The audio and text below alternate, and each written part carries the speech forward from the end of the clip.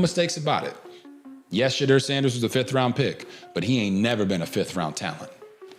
That's why in his mind, he is saying, I can change a franchise if you give me the opportunity to. Right now, Cleveland is not doing that. And that's what you asked for. You know, that's what you asked for within the game. If I could go back and do anything, I mean, it's always everything in life if you had that chance, but we don't have the luxury to travel back in time. As a kid, I want to go back and do things differently, so. My man, Junior. For real? Somebody call me Junior, too. When I pulled up, I thought you was Junior. I got to put him on Stop right here for me. Has the NFL already given up on Shedeur Sanders before he's even had a real chance? Because what started as an exciting preseason debut has now turned into a storm of rumors, heated debates, and one cryptic message that's left fans asking, is Shedeur already done in Cleveland? Something isn't adding up. A shaky performance, questionable coaching decisions, and now over 267 people reacting to an Instagram caption that looks a lot like a farewell. And just when it started catching fire, Stephen A.Go. Smith stepped in not to defend Shedeur's play, but to drop a warning about how this whole thing could have been brewing long before the preseason even began. Then there's head coach Kevin Stefanski, who's now facing online backlash from fans accusing him of sabotaging Shedeur's chances from the start. And whether that's true or not, this much is clear: the Browns' QB room has left almost no room for Shedeur Sanders. Overall, of course, you know, you wish you can, but in the battle of the moment, in the heat of the battle, you know, you want to be that alpha, you want to be that dog, you want to be out there in that final 2-minute drive. So, you know, of course, small things, of course, frustrate, but that's what happens, you know, when you want a player to be able to. But behind all of this drama lies one question that no one's been able to answer yet. Was this just a bad game, or was Shedeur never part of the plan to begin with? Let's break it all down. Shedeur Sanders' first taste of real NFL action as a Cleveland Brown didn't exactly unfold the way fans had hoped.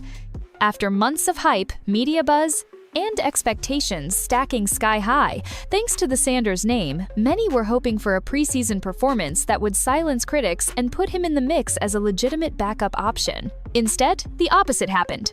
From the moment he stepped under center, things felt off. The offensive line couldn't hold up for even basic protection. Shedeur was under pressure constantly, scrambling to make something out of nothing with every snap.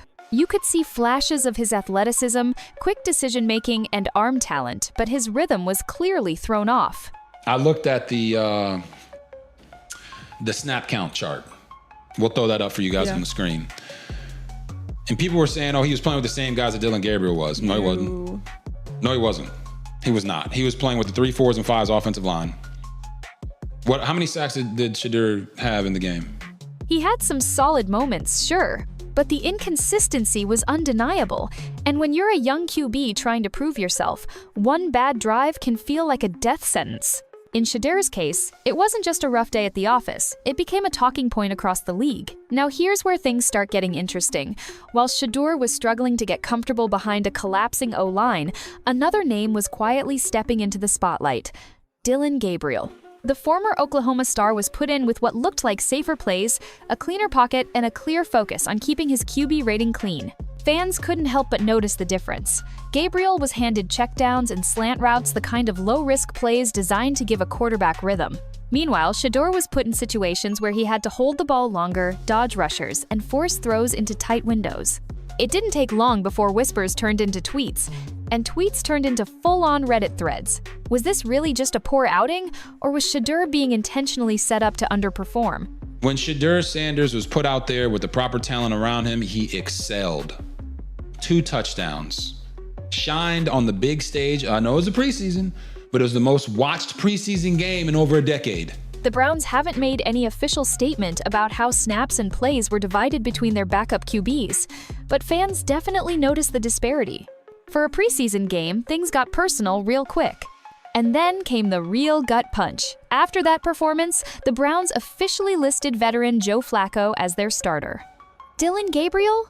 Firmly locked in as the QB2. Even Kenny Pickett seems to have found his spot as the emergency backup, leaving Shedeur as the odd man out, solo at the bottom with a clipboard in hand. From excitement to uncertainty, It all happened fast. 1 minute, you're looking to make a name for yourself on the field, and the next, you're slipping quietly down the depth chart.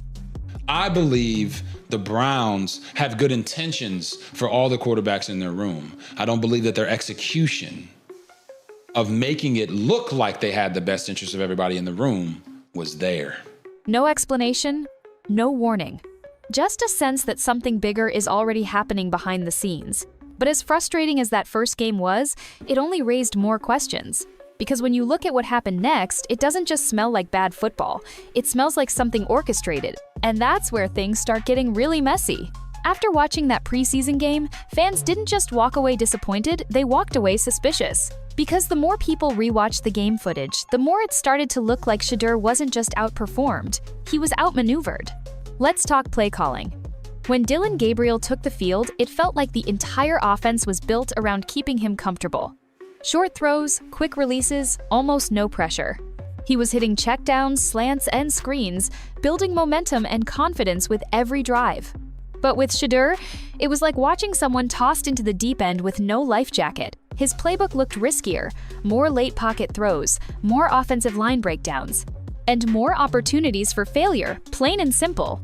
Now, no one's suggesting that's definitive proof of sabotage, but fans weren't buying that this was just coincidence either. On Twitter, Reddit, and even TikTok, theories started swirling. Was Kevin Stefanski intentionally setting Shedeur up to flop? How can you get a proper assessment of Shedeur Sanders if you don't allow him to play with the same players that Dillon Gabriel played with? Or even give him the same opportunity of like running the 2-minute drill at the end of the game. Which is just, again, doesn't make sense. You set yourself up for that. Some even claimed the Browns coaching staff never seriously viewed Sanders as a long-term QB option. He was just there for the headlines, a flashy name, a marketing piece, not a future starter. And if you think that sounds far-fetched, consider this. None of the offensive linemen who played during Shedeur's snaps are still on the Browns' active roster.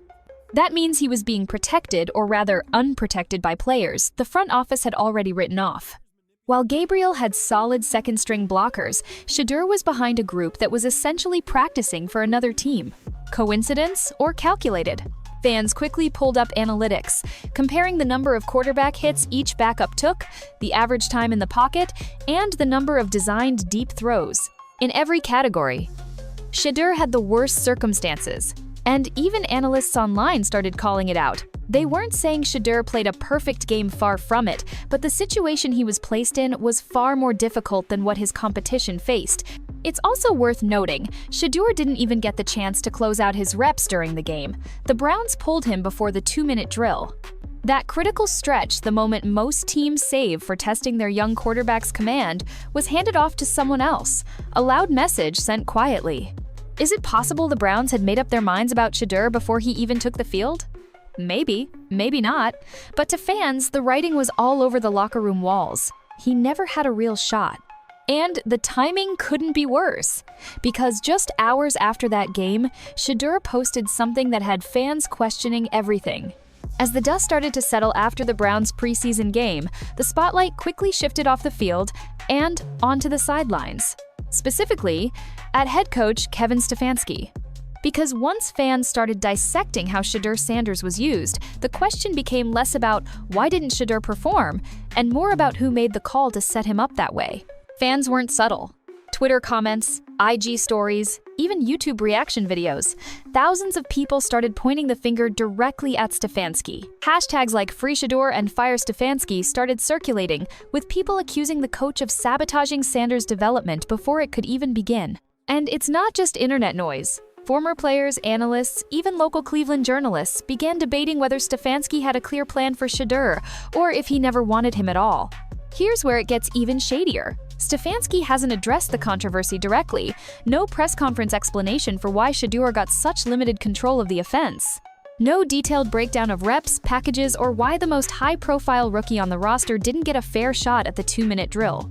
Just vague coach speak about rotations and evaluating all our guys. That lack of transparency only added fuel to the fire. And then came the speculation bomb. Could this be political? Some fans believe Stefanski may have been pressured by front office decision-makers not to prioritize Shedeur. Others think Stefanski, known for being very by-the-book with quarterbacks, may have had concerns about bringing in Deion Sanders' son, given the potential attention and media baggage that comes with it. That theory ties directly into something Stephen A. Smith later brought up on First Take, which we'll get to in the next section. But even if you take the speculation out of it, the facts raise eyebrows. Dillon Gabriel got a safe, balanced playbook. Shedeur faced third-string protection and heavy pressure. Gabriel finishes with clean stats. Shedeur becomes the headline for all the wrong reasons. Then, to top it off, Joe Flacco was immediately solidified as the starter, and Shedeur quietly disappeared from the depth chart conversation. And here's what's most confusing. This is the same Shedeur Sanders who made serious noise in college. A player who brought poise, accuracy, and leadership at Jackson State and Colorado, now apparently not even worth developing? That's what had fans furious. Not just that Shedeur had a rough game, but that the organization didn't seem to have any intention of setting him up to succeed in the first place. But Shedeur? He didn't lash out. He didn't complain. He posted. Quietly, cryptically, and that's when the internet exploded. For someone raised in the spotlight, Shedeur Sanders knows how to make a statement even without saying much. Hours after the preseason drama settled, while analysts were picking apart every snap and fans were pointing fingers at coaches, Shedeur broke his silence, but not with an interview or a tweet. He posted on Instagram. No flashy video, no long caption, just a plain, simple statement that somehow said everything and nothing all at once. Thanks everyone for the love and support.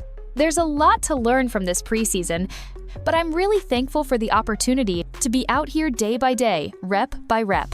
I'll keep learning and getting better. No anger, no excuses, just gratitude and reflection.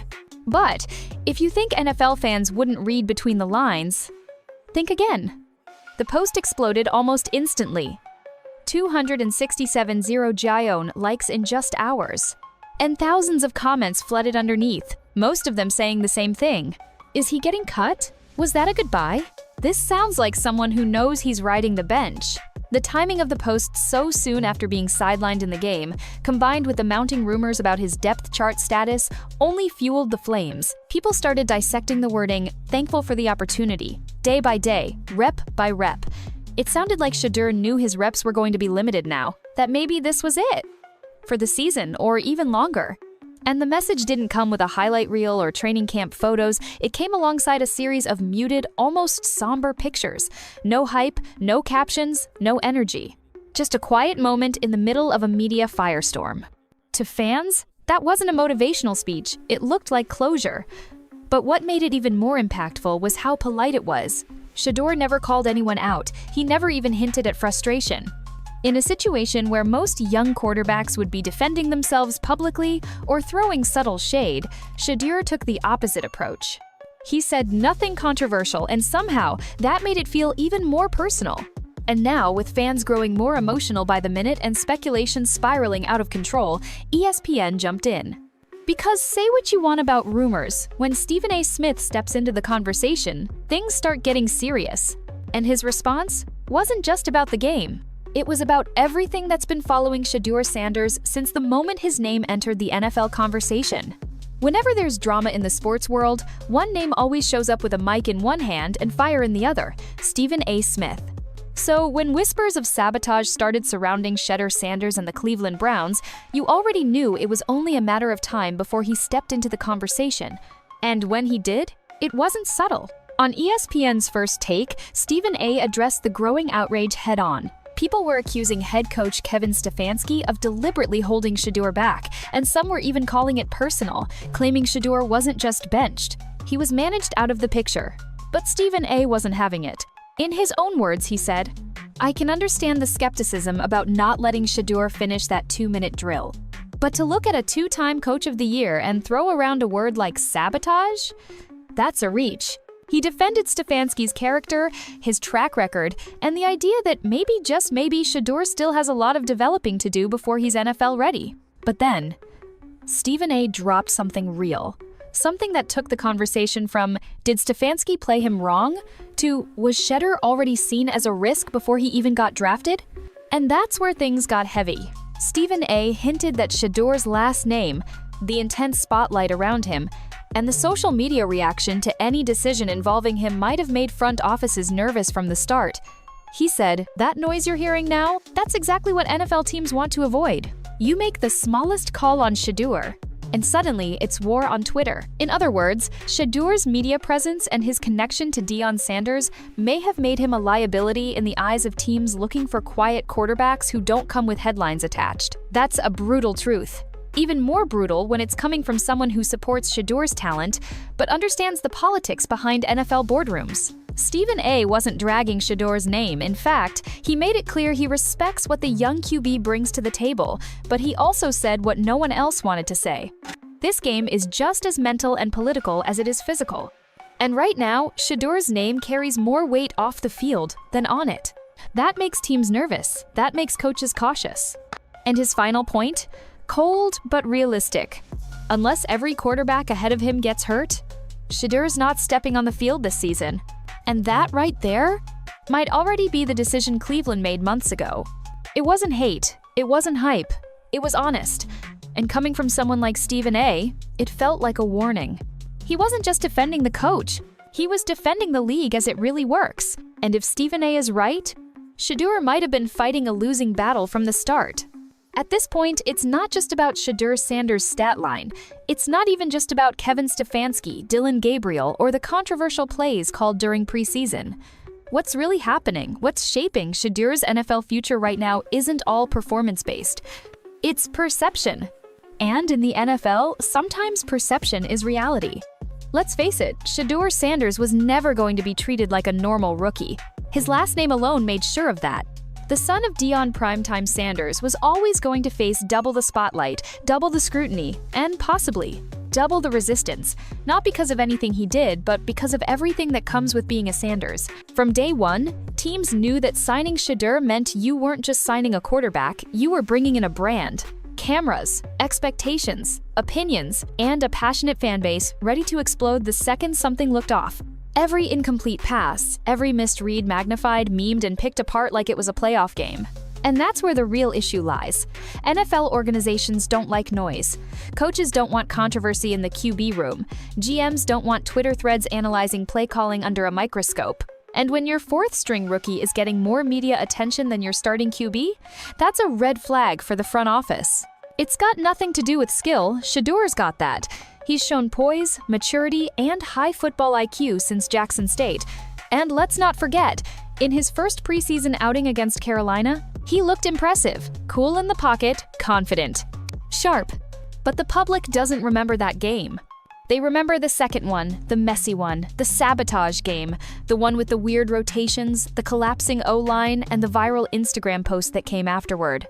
In just a few days, his narrative flipped from future potential to maybe he's not cut out for this. And the harsh truth? That single swing in public opinion might have done more damage than anything Shedeur did on the field. Because once a narrative sticks in the NFL, fair or not, it follows you. Suddenly, you're the PR risk, the project QB, the guy coaches are nervous to vouch for. It's not just about arm strength or playbook knowledge anymore. It's about risk management. And if you think that's unfair, you're absolutely right. Shedeur Sanders is paying a price he didn't create. He's battling ghosts, expectations, and headlines that have little to do with actual football. But that's the world he's in now. The question isn't just can Shedeur play at the NFL level. The question is, will he ever get the chance to prove it again? And that takes us to where things stand right now at the bottom of the QB depth chart, with a narrow, nearly impossible path to seeing the field this season. Unless something unthinkable happens. If you're wondering how far Shedeur Sanders has fallen on the Cleveland Browns' priority list, the answer is about as far as you can go without getting waived. Let's break it down. The Browns' quarterback room heading into the regular season is stacked, but not in a good way for Shedeur. Right now, the starting job belongs to Joe Flacco, the seasoned vet with a Super Bowl resume and just enough gas in the tank to hold a clipboard or win ugly games when needed. That's your Cubone.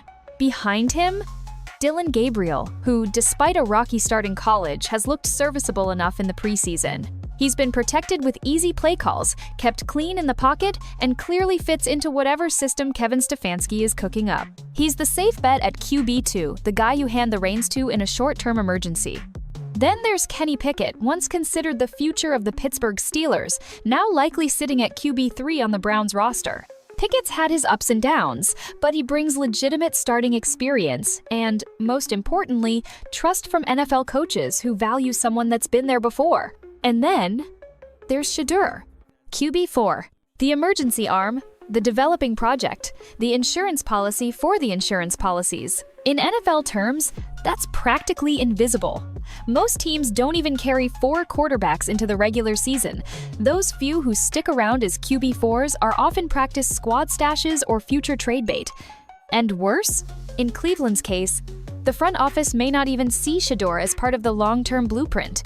That means unless something drastic happens and we're talking injury-level disaster to not just 1, but maybe 2 or 3 quarterbacks ahead of him, Shedeur Sanders may not touch the field at all in 2025. Stephen A. said it plainly, and the Browns' actions have backed it up. That preseason game you just watched, that might be the last time we see Shedeur Sanders in an NFL jersey this year. Let that sink in. The flashes of potential we saw against Carolina? Forgotten. The hopes so many fans had for seeing Sanders grow throughout the year? On life support. His reps have vanished. His coaching attention is limited. And the buzz he once had around the league is slowly being replaced with silence. Despite all the media attention, fan debates, and speculation, when it comes to football operations, Shedeur Sanders is standing on the outside, looking in. And what makes it worse is that this could be more than just a bad start. It could be the start of something much darker, being labeled as an NFL bust before you even get your first real shot. So now, we're here. A few weeks ago, Shedeur Sanders was one of the most talked about young names heading into the NFL preseason. Now, he's buried at the bottom of the Cleveland Browns depth chart with no starts ahead, no clear future, and no guarantee he'll even be kept on the roster long term. And that raises the question no one wants to ask out loud. Is this the end? Or just the beginning of something we didn't see coming? Because here's the thing, it's not uncommon for NFL rookies to struggle. It's not even uncommon for teams to stash developmental QBs. But what is uncommon and borderline brutal is how quickly Shedeur's chances seem to have evaporated. One bad game, one cryptic post, and suddenly, a promising young athlete with the name, the drive, and arguably the tools to succeed is being talked about like a cautionary tale. But maybe that's the problem. Maybe too many people are focusing on the narrative instead of the reality. Because the reality is, Shedeur Sanders isn't washed. He's not a bust. He's a young player who's made a few mistakes, sure, but who's also shown flashes of the exact kind of smooth confidence that wins games in this league. We saw it at Jackson State.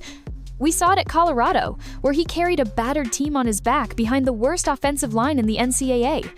And we even saw it briefly in that first NFL preseason game where Shedeur looked like the real deal. So if this is truly the end of his shot in Cleveland, the NFL better hope it's not the end of Shedeur altogether.